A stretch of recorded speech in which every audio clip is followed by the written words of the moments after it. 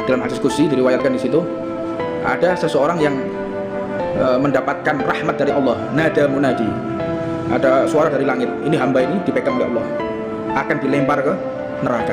Ketika mau dilempar, nada munadi, ada suara dari langitnya Allah untuk perintah malaikat Jibril menyelamatkan hamba tersebut. Akhirnya bagaimana? Melewati usia tanpa ada pendekatan kepada Allah. Usia 20 terlewat, 30 terlewat, 40 terlewat, 50 terlewat. Belum sempat dia duduk di majelis taklim. Usia 50 tahun belum sempat duduk di majelis taklim. 50 tahun umurnya. Ini udah keterlaluan.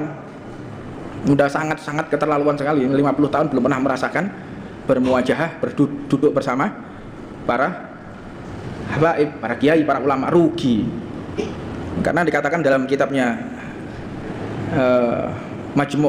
Majmu' Kalam fi Manaqib Al-Imam Ibnu Zain, dikatakan dalam hadis qudsi diriwayatkan di situ ada seseorang yang mendapatkan rahmat dari Allah, nada munadi, ada suara dari langit, ini hamba ini dipegang oleh Allah, akan dilempar ke neraka.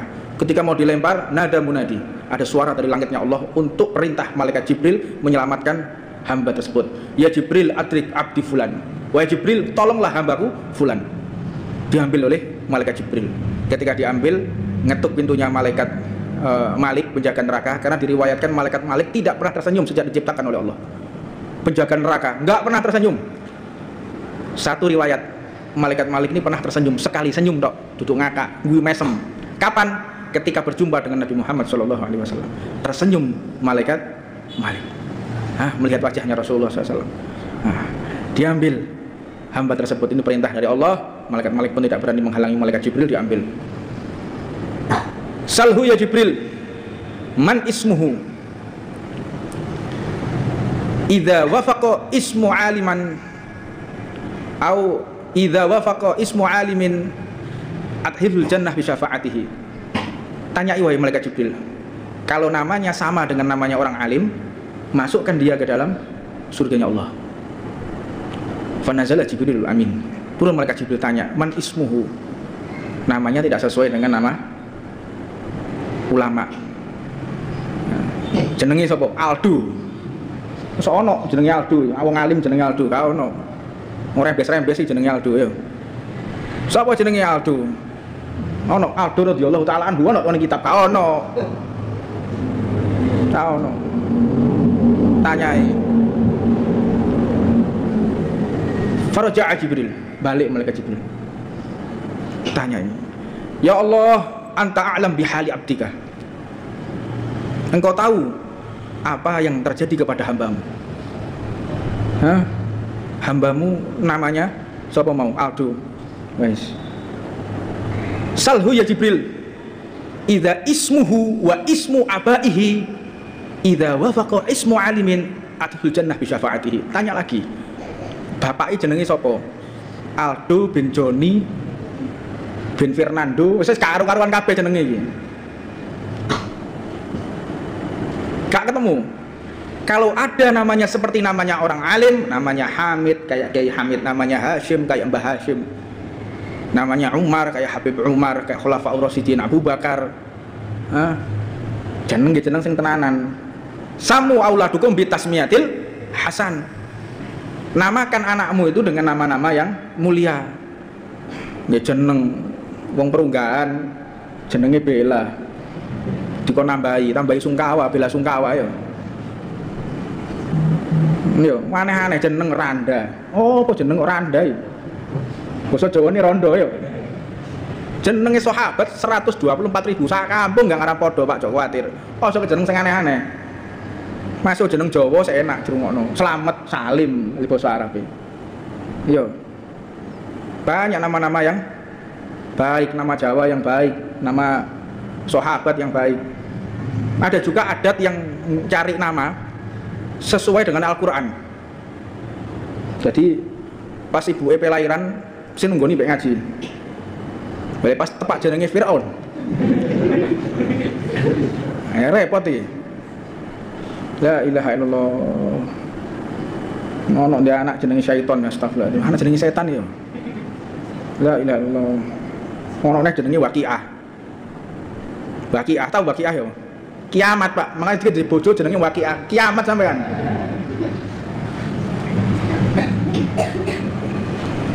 Jeneng aneh-aneh. Faraja'a Jibrilul Amin, balik malaikat Jibril, matur dumateng Allah, ya Allah, anta a'lam bihali abdik. Engkau tahu ya Allah bagaimana kondisi hambamu. Salhu ya Jibril. Hal jalasa ma'a aliman fid dunya? Idza jalasa ma'a aliman fid dunya atihul jannah bi syafaatihi.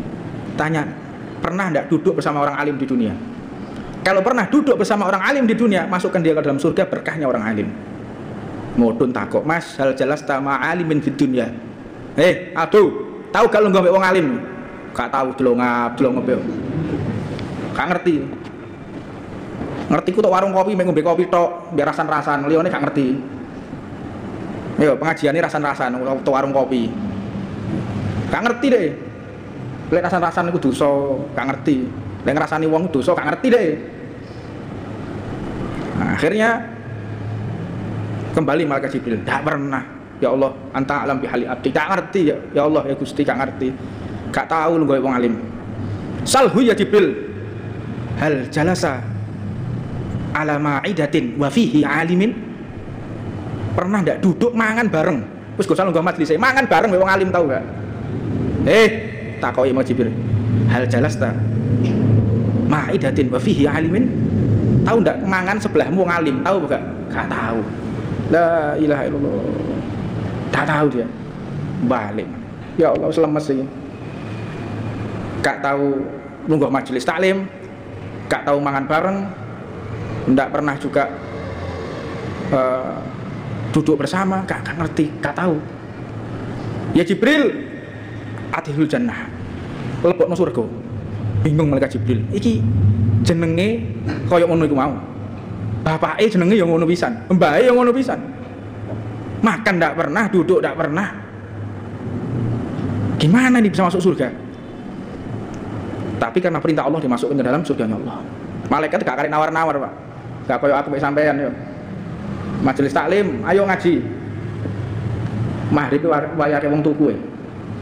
Maghrib ki enak-enake nang omah. Banyak alasan. Ya secara hakikatnya kita tidak diinginkan hadir di majelis taklim oleh Rasulullah SAW. Nah, ya Jibril penasaran para malaikat ini ngenteni, kok bisa si Albu ini masuk ke dalam surga, kok iso? Dijawab Allah Subhanahu wa taala, innahu kana fid dunya yuhibbu rajulan wa dzaka rajulan yuhibbu aliman. Ketika di dunia dia mencintai seseorang, yang mana seseorang itu mencintai orang alim, paralel, Pak. Paralel. Jenengan yang pernah duduk di majelis taklim, jenengan yang cinta kepada ulama, jenengan yang pernah makan bersama para ulama, jenengan punya syafaat untuk teman-teman kalian. Subhanallah. Wong sing lungguh mbek wong alim lu iso nyafaati, Pak. Mangan bareng mbek wong alim bisa memberikan syafaat kepada temannya. Subhanallah. Terus bagaimana kalau kita duduk bersama mereka? Kita menimba ilmu dari mereka, berjuang bersama mereka. Masya Allah, lebih daripada apa yang kita inginkan. Subhanallah. Mari kita bersyukur kepada Allah atas nikmat majelis ini. Kita jadikan aset kita bersama untuk menimba ilmu, untuk bersama-sama mengajak keluarga kita. Jangan sekali-kali kita meninggalkan keluarga kita di rumah, anak-anak kita entah tidak tahu kemana. Kita di majelis taklim, adik kita tidak tahu di mana. Kita di majelis taklim nggak ngerti anak-anak kita kemana. Banyak riwayat yang menceritakan seorang yang kurang beruntung masuk ke dalam neraka, dia keluar dari neraka digandeng oleh anaknya, dan banyak pula orang tua yang semula di surga diseret keluar dari surga dan masuk ke dalam neraka. Diriwayatkan ada seorang anak mau dimasukkan ke dalam surga, mengatakan, ya Allah, aku masuk surga sedangkan kedua orang tuaku di neraka. Mana mungkin aku akan bahagia? Aku masuk surga karena didikan orang tuaku. Aku masuk surga karena biaya orang tuaku, aku di pondok pesantren. Aku menimba ilmu. Meskipun orang tuaku ahli maksiat, tapi orang tuaku selalu membimbingku agar aku di jalan yang telah engkau ridhoi. Jadi tidak ada, hadirin, orang tua yang kepengen anaknya jadi preman itu gak ono. Bapaknya preman, bapaknya bajingan. anaknya kepengen jadi bajingan, gak ono nek film India, gak ono. Anda tanya siapa aja, preman sopo ae, sing biasa mateni wong, biasa mabuk-mabukan, tanya, anakmu kepengen jadi wong apik atau kepengen jadi kayak awakmu? Saya yakin demi Allah kalau dia masih dikatakan sebagai manusia, pasti mengatakan semoga anakku tidak seperti aku dan menjadi anak yang baik. Itu preman, Pak. Berumocora, bajingan, masih menginginkan anaknya menjadi anak yang baik. Nah, tapi kadang-kadang kita nggak preman, dicap diri kita itu baik, tapi anaknya jadi preman. Ini luar rumput mana ini?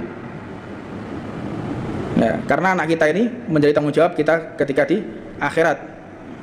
Kullukum ra'in wa kullukum mas'ulun an ra'iyatih. Kalian semua itu pemimpin dan kalian akan bertanggung jawab kepada segala sesuatu yang kalian pimpin. Mas'ul an ra'iyatih. Ra'iyah, rakyatnya, daerah kekuasaannya. Siapa itu? Siapapun yang ada di bawah kita. Kalau kita seorang presiden, ya seluruh Indonesia dosanya yang nanggung presiden. Kalau dia seorang gubernur, ya seluruh pulau tersebut tanggung jawabnya dia. Kalau dia seorang bupati, wali kota, ya di kota itu, di kabupaten itu pertanggungjawaban dia kepada Allah Subhanahu wa taala. Kalau dia seorang camat, ya sak kecamatan tanggung jawab. Leono sing maksiat, satu orang maksiat, tanggung jawab dia kepada Allah. Kalau dia seorang lurah, ya sak kelurahan, RT, ya sak RT, RW, sak RW. Saya bukan siapa-siapa, Anda kepala rumah tangga. Siapapun yang berada di bawah kekuasaan Anda, siapa termasuk pembantu Anda, asisten rumah tangga, jika tidak pakai jilbab Anda akan dituntut oleh Allah. Jika pembantu Anda tidak sholat Anda akan dituntut oleh Allah.